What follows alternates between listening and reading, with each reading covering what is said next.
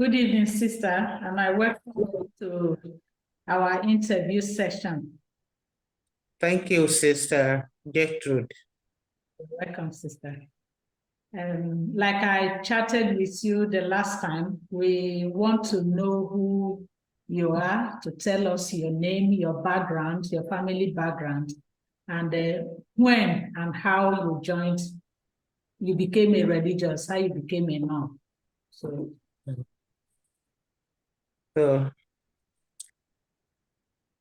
I am Martina Adekayero.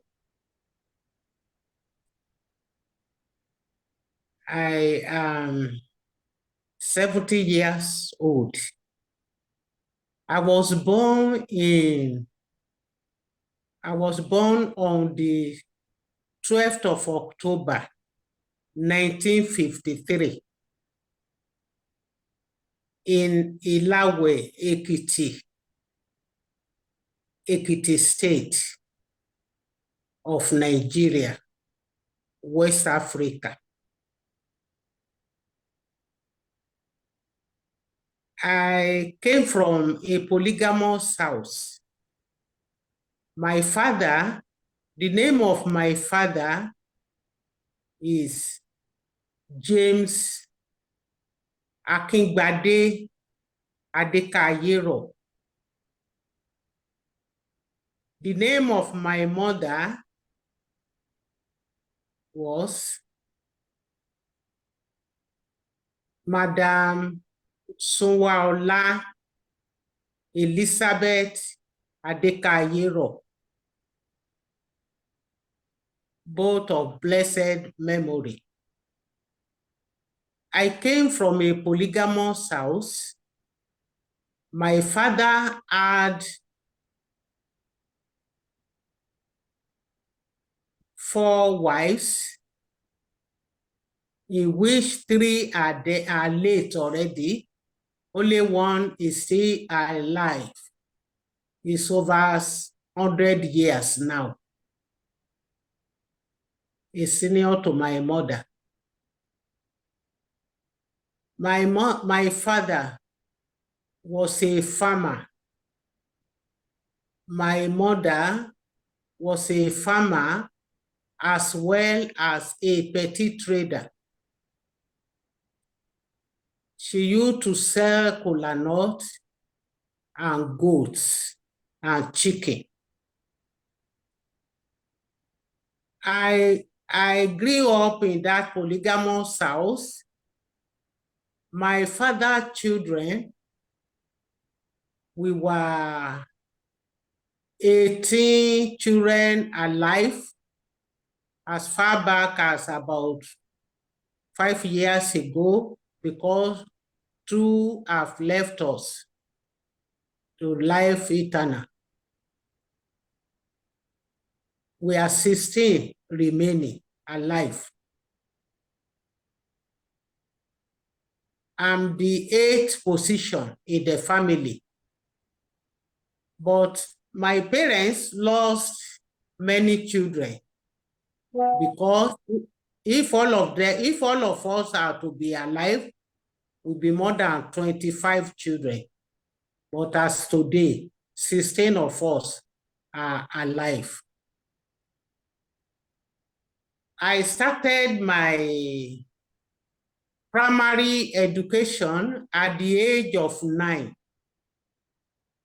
I started in 1961 at the age of 9.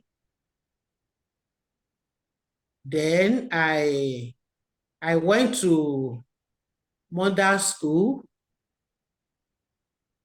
3 years. I graduated from there in 1973.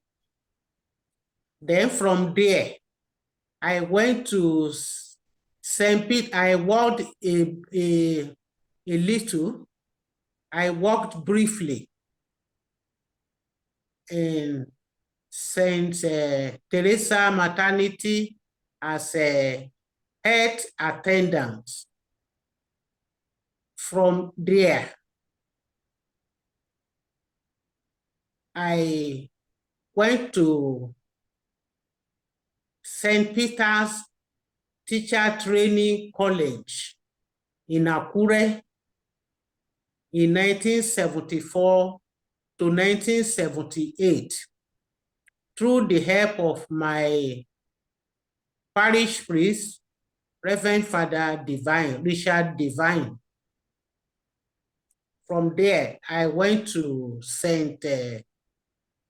Peter's, 3 years. Then after grade 2 certificate, I worked briefly too. Then with the help of Reverend Father Richard Divine, I was admitted into School of Midwifery by Sister Nola McCloskey and Eleanor Solon in Zonkwa in 1978 to 1981. I graduated in 1981, March 10, 1981. I worked, and it was in Zonkwa.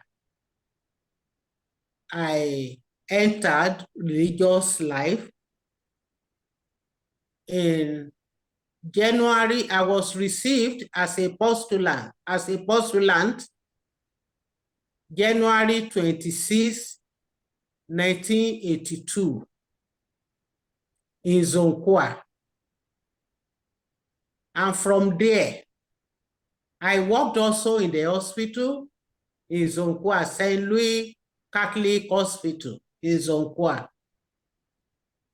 Then after my admission as a postulant, it was a Sister Consili Osoknesi that received me as a postulant in Ibadan. Then I was sent back to Zonkwa, in which I worked till August 15, 1982. From August 15, 1982, I was to start my novitiate training. So I left Zonkwa on the 16th of August, 1982, to Apure St. Louis Novitiate. In St. Louis Novitiate, I think I was the oldest among my set. My set, we were 12 in number. Out of the 12, 4 from Ghana, 8 from Nigeria. Then before reception, because some of my mates were received in Akure before myself, I was the last in my set to be received. Some of the rest of them were received in 1981, but I still joined the set. So as at now, we are 7 in number, 4 in Nigeria, 3 in Ghana.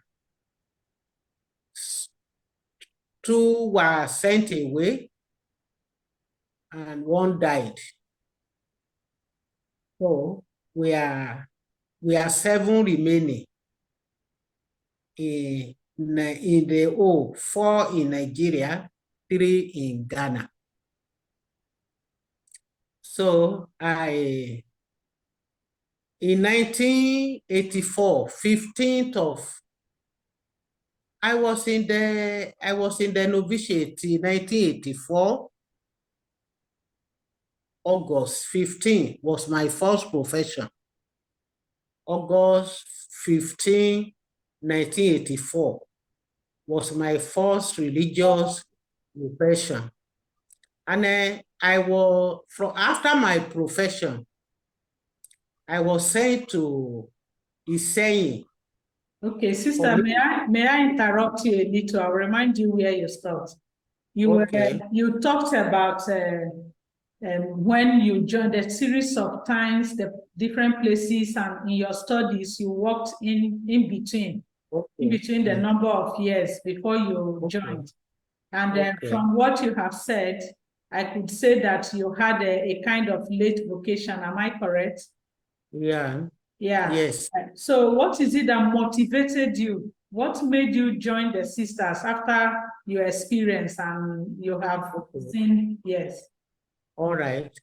What really made me to join the religious life? Initially I had the vocation in 1973. I went to Bishop Fagun. My brother helped me in a letter to Bishop Fagun that I would like to be a religious. So Bishop Fagun asked me, it was in 1973, after my modern school, Bishop Fagun asked me to come back after my resort. That is a modern 3 resort. So I did not go back to Bishop Fagun because the vocation gradually, I just want to wave it on one side. So I didn't go. It was when I entered religious life in Zonkwa, when I started working in Zonkwa as a midwife, the sisters, late sister Martina Adebiyi and the sister Agnes Adeluyi, the two of them were sent to Zonkwa to work because they were qualified midwives. Initially at home, Sister Agnes Adebayo was one of the sisters who motivated me too. When Adebayo entered, people were saying, it's Martina we were expecting to enter. Why are you? The mother just said, why are you? You are not Martina now. Then eventually when I entered, people were happy in Zonkwa. Then the vocation kept on coming, but I was waving it before side. Then the time gone, the vocation really came. It was when late sister Martina Adebiyi died. When she died, I attended the burial in Akure. After attending the burial, when I went back to Zonkwa, it just came to me like that. Everything, because late sister Martina just slept and died. No sickness, nothing. So I said, I thought it in my heart, anybody, something can happen at any time. So the death really touched me very well, that maybe it's good to give my life to God. That look at a sister just died like that. So that one, death touched me very well. And the way she was being sent forth, sent up, and then maybe a burial and all those things like that. I said, what? I said, what is the life? So the life was just little to me. That was the reason when I went back to Zonkwa after a burial, so I joined the religious. And the sisters, especially, I used to attend mass as a lay every day. Then Sister Molly Sister Anita, she used to say, this girl that attends mass, because Sonkwa was very cold at that time, attends something. So when I entered, it was not really new to them that I joined religious life. So that was how I joined. Sister Anita and Sister and my novice mistresses, Sister, my postulancy mistress, Sister Dorothy, Sister Daphne, then, and the Sister Anne Concano. So I was brought up, I was really formed by those people. And the day-to-day example I see around me and how I've been, that's how I joined religious life. Okay, sister, that's good. And if I heard you correctly, you were 12 in number, and among the 12, you were the oldest. How did you survive in their midst? Well, I survived because it's true they were younger to me. I survived because anything I can just say, not accelerating, but I just say I obey. Anything they say we should do, I follow them. I'm not, even you ask them, I'm not really telling them that, okay, I'm the oldest among you, or I went to school more than you or something. Nothing like that. I joined them to do what they were doing. Okay, so you are telling us obedience and humility made you, paved way for you. Okay, these are good virtues. I believe that any young girl out there who wants to be a religious would want to emulate. And then, do you mind telling us the names of those in your set? Okay. My set, Ademo, Margaret. Ademo, I don't know if it's Margaret, I can't remember. Is she with us? No. Okay, the one that are with us, Abby. Yes. And even if you want to mention those who are not with us, you tell us they are no longer with us. Okay. Ademo Margaret is no longer with us. Late sister, what is her name again? Betiku Clementina is late. Sister Rita Akinotiko is alive. Mary Okewola is alive. Is still with us. Myself, I'm still there.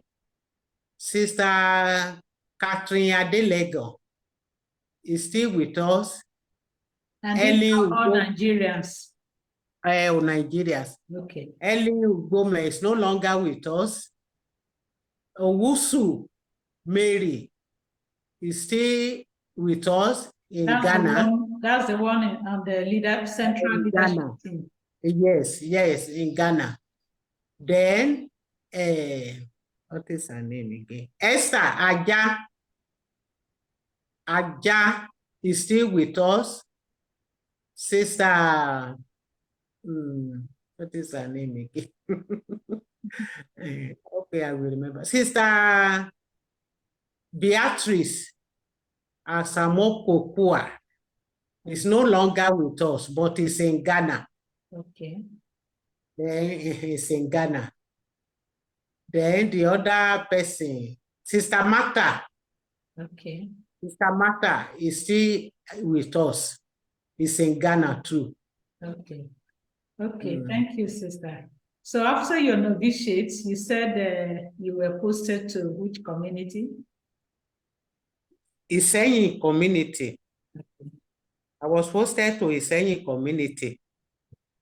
Then from in 1984 to 1988 March. Then from March, I went to Benin, teaching hospital for my nursing. I went Okay, November. I went there for my nursing.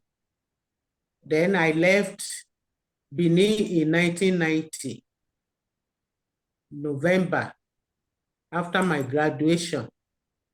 Then after my graduation, I was sent to Okakoko. I was in Okakoko in 1991.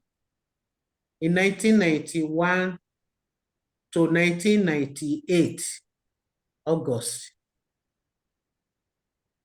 Then from 1998, I was sent back to Iseyin, 1998. I was sent back to Iseyin. Then I was in Iseyin till 2000. Till 2000. From 2000, I was sent to Ijio to work there. I was in Ijio from 2000 to 2007, September 15th. Then from Ijio in 2007, back to Okakoko, September 15, 2007, back to Okakoko. I worked here also as a coordinator. I worked in Okakoko too. From Okakoko, I was sent to Owo, St. Louis Hospital, Owo, Catholic Hospital, Owo. In 2010 to 2011 to 2013. From 2013, I worked till then. From 2013 back to okay. I was in back to Iseyin, 2013, back to Iseyin. And I was in Iseyin till 2018. From 2018, I was sent to Zonkwa. I was only in Zonkwa for 4 months. That is 2000. I left Zonkwa 2019 January 4, 2019. From Zonkwa, I was sent to Gwagwalada, the Gwagwalada community. That is a school, as a school nurse. So I was there till 2021, August. From 2021, I was sent. I'm now in Ekere from 2021, August. Okay, so from 2021, August to date, you are in Ekere. And yes. in the Ikere community, what kind of projects, what are you into? Because I know that in the Ikere community, there is no hospital. Ikere community, I'm in the school. I'm working in the clinic too. Okay. Then I need to taking care of underprivileged children. Okay. So taking care of I'm working as a school nurse as well as taking care of underprivileged children in Ikere. All right, sister. Would you like to shed more light on your work as one taking care of underprivileged children? What are the things you do? What have been your experiences with them so far? Mm-hmm. So I taking care of underprivileged children. I come to realize that I identified them. I have visited their schools, and I have visited the little that I have now. I have visited their homes, and I have already known their homes. Then I visited their schools too, to know them that truly they are very poor. Then I have invited the parents to see me, those that were on my care. Then those that I invited, when I saw that some can really cater for their children without any aid from anywhere, so I was able to counsel the parents. I was able to counsel their guardians and things like that. So at this level now, this is where I am, going to them, making sure that they are going to school, and not those ones, because maybe little now that I have, I have already helped some, because I saw that their parents can't really get anything. So those are the things, and I visit them from time to time. That is my level now. Okay. But as the social and what do they call it? Well, committee we are having now. We are still waiting the time that they will write the letter heading that can make me to go to people to ask for little help they can give me, to give them. So I'm still waiting for the letter heading letter. Okay, sister. So, sister, how do you identify them? How do you get them? How do I? How do you get these people that you take care of? Initially, I went to their school. It was How in do the you school. know them? I say I went to school. You went to different schools? Yes, I went. Okay. Yes.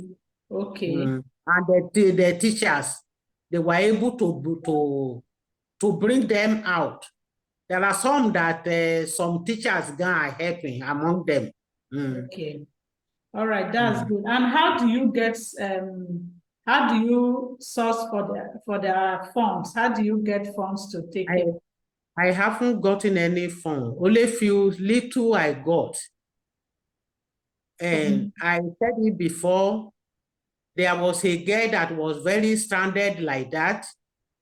My sister was able to give me money to sort out there for the nursery and primary school. So my sister was able to give me money. So I sort out that one. Okay. So maybe the ones you have got so far, you just get some individual persons, friends to manage. Yes, to manage them. Yes. All right. Sister, I'm going to take you back again. I remember you worked in Ijo, and as a novice, I stayed with you in Ijo and I experienced your work there. And I know I have heard that you stayed in Ijo for long, and for that reason, you were given a chieftaincy title. Would you like to tell us, share with us all about it? What was the chieftaincy title? Why were you given such a title? Okay, truly, I worked in a jail for 8 years. Wherever I work, I normally listen to people and to their complaints. And whenever they came to the clinic, probably I was working 24 hours there. Even at night, they used to call me at night, and I used to answer them promptly.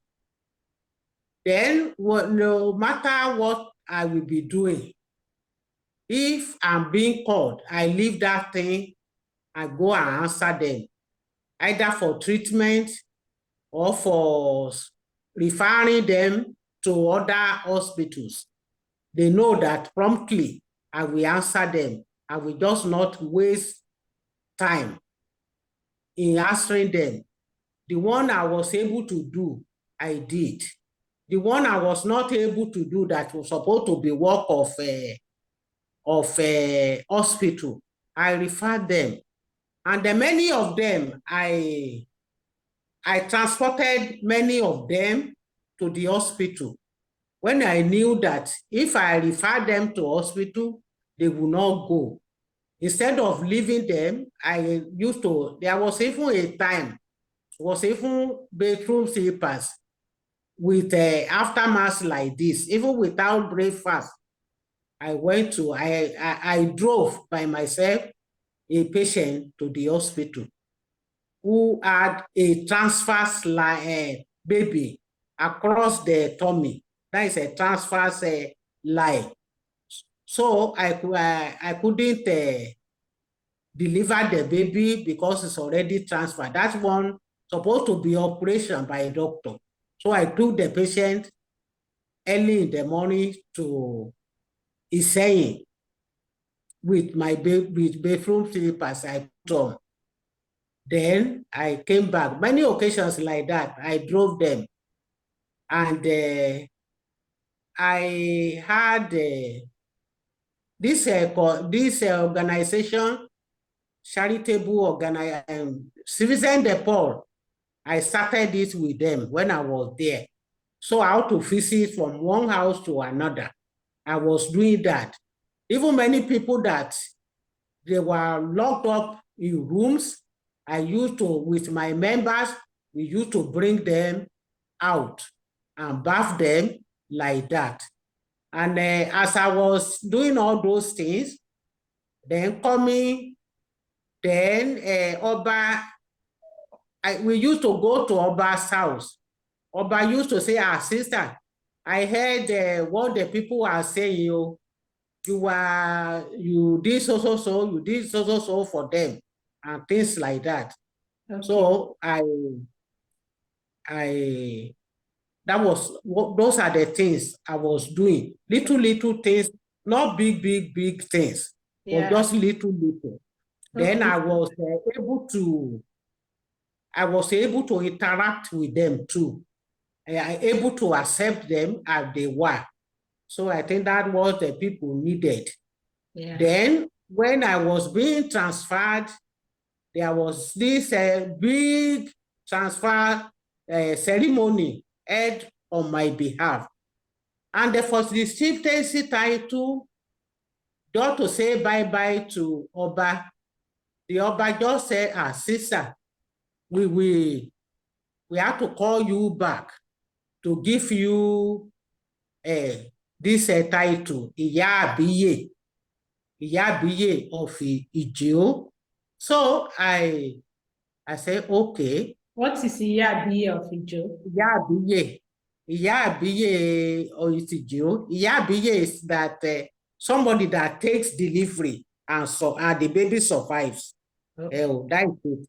To take taking delivery of a baby and the baby survives, that is Ìyá Àbíyè. So the Oba said that day that I still have to name a street after you. So he was just telling me that he wanted to name a street after me in Ìjẹ̀ó. So he said that. So I just left my own. So later on, he said for me truly that, sister, you will be so. It was not even Iyabiye again. The one that, the title, there was one title given to Dorothy, the other one that worked there, Oyibo, a white sister. Sister McMahon was given a title. I can't even remember. I think was that title that Oba wanted to give me. So me, myself, I didn't even know her title. The new Oba that was there, didn't know her title. So, it was our sister that started spreading the rumor. Can anybody that is anybody that is dead, that they changed the name. Okay. Sisters. Yes. What's the title that was given to you eventually? Iyabiye. Iyabiye. Okay, that's the chieftaincy title. Yeah. I know that Ijo is a very remote area, town in a village, almost like a hamlet in Nigeria. And your commitment, dedication to duty, your availability to them, and the care you gave to them warranted the title, and you were honored with that title, Iyabiye, the midwife, the one that delivers children and survive.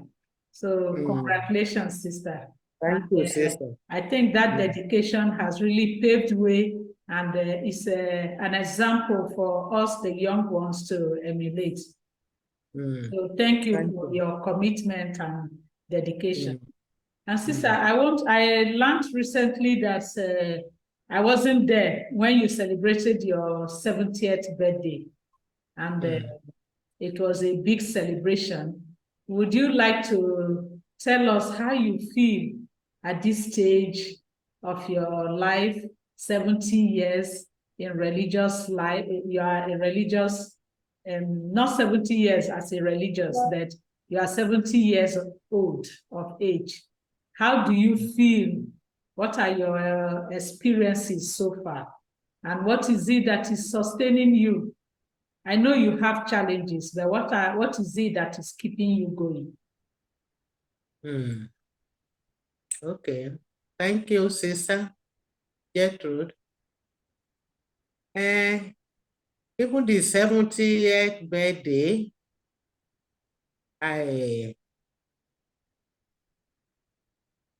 initially I did not really count myself as somebody celebrating 70th birthday.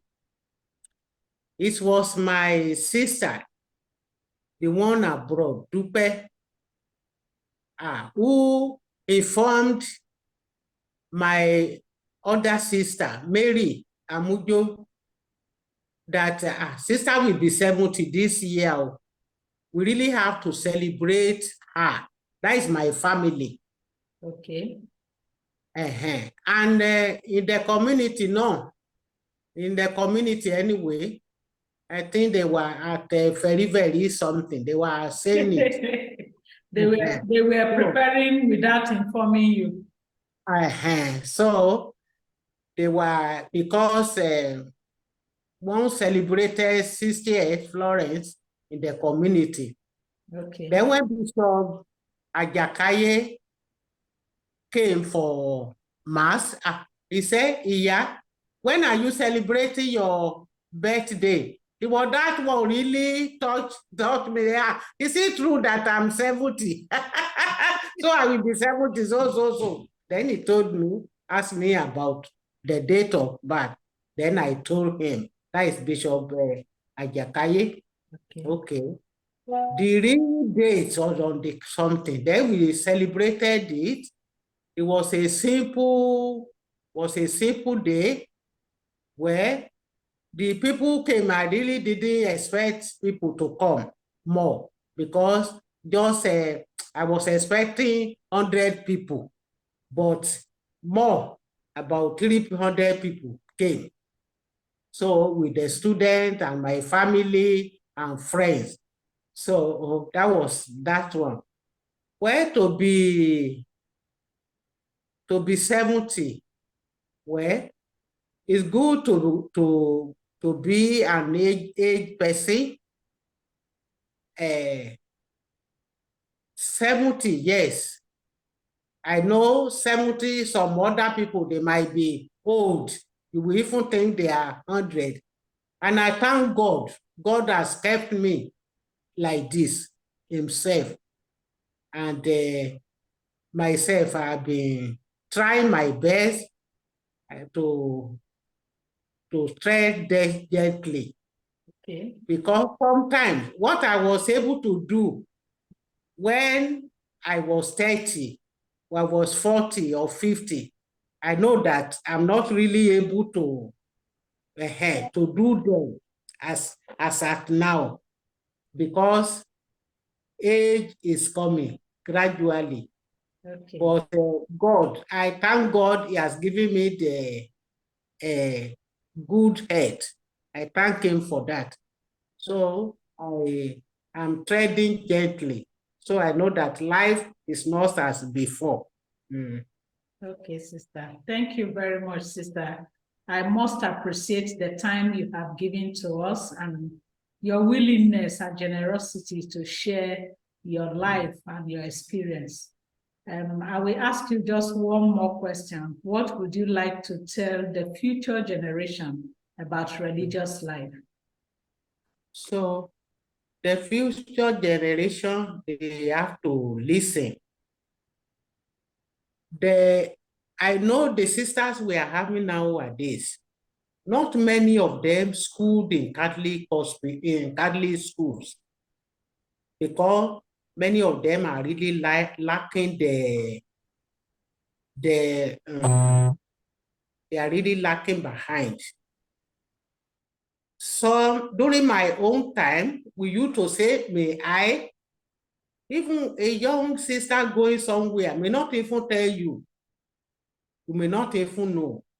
Even the so-called community superior, sometimes you just watch. It is how religious life is all about. And that they should listen whenever we are demonstrating or we are doing assembly or we are putting in. It's for our own good. For the younger generation, I'm telling them to listen and to be humble, because they like going extra miles. They should take gently and be humble and obedient too. Because if you are obedient, you won't fall into any problem, you won't fall into anything like that.